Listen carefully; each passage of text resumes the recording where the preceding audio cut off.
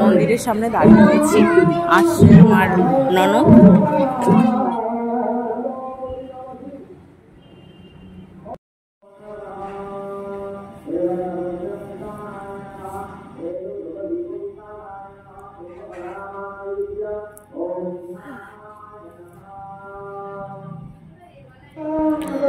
তোমাদের তো দেখিয়েছি ভিডিওতে প্রথমেই পুরনো মন্দির আর নতুন মন্দির। তো আজকে পুজো শুরু হচ্ছে এখানে, গর্ভগৃহে পুজো অনেক দিন আগেই প্রতিষ্ঠিত হয়ে গেছে।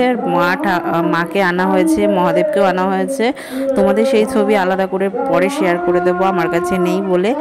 আর এখানে আজকে যজ্ঞ হচ্ছে, আর বাড়ির সামনেও আমাদের মাইক দেওয়া হয়েছে। তো ওখানেও যাতে আমরা ঘরে বসেও, যারা যেতে পারছে না বা যারা যায়নি তারা ঘরে বসেও যেন শুনতে পারে প্রতিটা মানে মন্ত্র, তার জন্য মাইকও দেওয়া হয়েছে, আমাদের বাড়ির সামনেই রয়েছে। আর এখানে রান্নাবান্নার আয়োজন হয়েছে, আলুর দম, ফ্রাইড রাইস, এই সমস্ত কিছু দুপুরে রাত্রে দুবেলাই নেমন্তন্ন এখানে সকলেরই।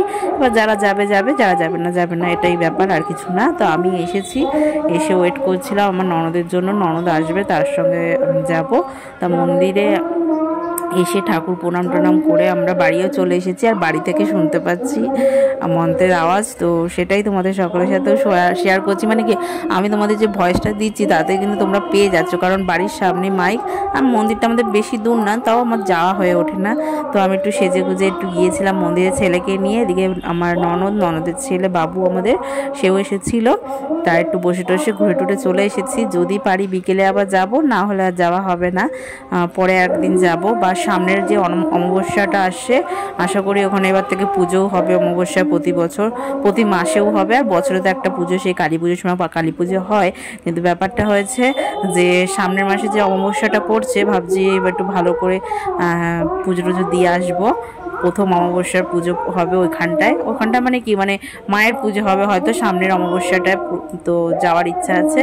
তো আমি এরকম একটু লুক ক্রিয়েট করেছি নিজের, হালকা ফুলকা একটু সেজে গুজে গিয়েছিলাম মন্দিরে। তো তোমাদের সকলের সাথে শেয়ার করলাম। আজকে 11 তারিখ, মার্চ মাসের 11 তারিখ আজকে 2024।